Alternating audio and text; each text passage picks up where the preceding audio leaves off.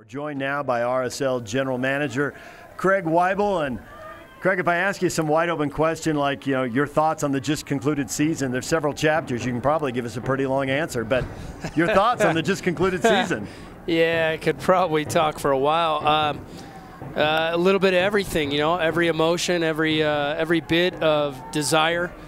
If you go back to July and tell me that we're going to be this relevant on the last day, I think we could have had a real long conversation. But credit to the guys and credit to the staff, because this is really the first time that at the end of a season I've walked into a locker room and everybody's basically ready to run it again. Everybody's so excited at the building blocks we put together, at the staff, at the team, and the guys that are looking around that locker room, they're chomping at the bit to get going already. And so, there's a lot of optimism. Yeah. And quite frankly, we've spent two and a half years building optimism, and we have the right mix. And we're going to do something special next year. Yeah. We're going to be a group that has the ability to really put games away.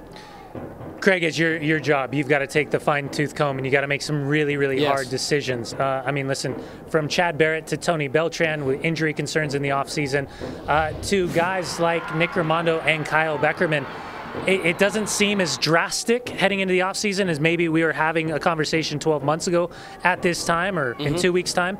But how do you as general manager start to assess what this roster needs to look like for opening day in 2018? Well, we've been doing it for months, and we've been looking ahead months, and I think we have a pretty good idea that we have a really good base. And I don't say that meaning any trickery or any vague sense of expression. This roster is in a great place, and the moves we make need to make our culture a little bit better, make it a little bit more optimistic, even with all the optimism we're carrying right now. But the tweaks need to fit in our locker room, and they need to be better than what we have. And that's a wonderful challenge for me to have in the front office, and for my guys to be searching the world for players that can make this group a bit more special. Did the injury to Tony Beltran kind of change your plans here? Are you going to have him back, if not at the start of the season, early in the season? Or maybe you're looking at, hey, it's going to be midway through the season and you've added a right back to your list? How do you view that? Well, the first thing is to wait until surgery and wait until Dr. Cooper tells us what to expect, because I can speculate all I want. In my world, Tony's healthy in about 3 weeks. But, he is getting a surgery, so we've got to wait and find out the exact expectations of recovery once Dr. Cooper's gone in and cleaned out his knee. So, we'll keep evaluating. Does it make us adjust plans? Yeah, that's a big adjustment, because Tony was certainly a name written on the top of our board in that position. So we have to go back and reevaluate. There's no question. The big question is the timeline, and what does that mean for our roster and the decisions we have to make in the front office. Craig, I'm really happy a few minutes ago you said you've been building for the 2018 roster for months. Listen, you've created organic relationships with Albert Rusnak, his representatives, and even in Holland, Jefferson Savarino in Venezuela, Marcelo Silva both in Spain and Paraguay. How is I'm fascinated to hear from you. How is the narrative and the conversation, the interest level changing about Real Salt Lake compared to maybe when you first became in charge as a general manager?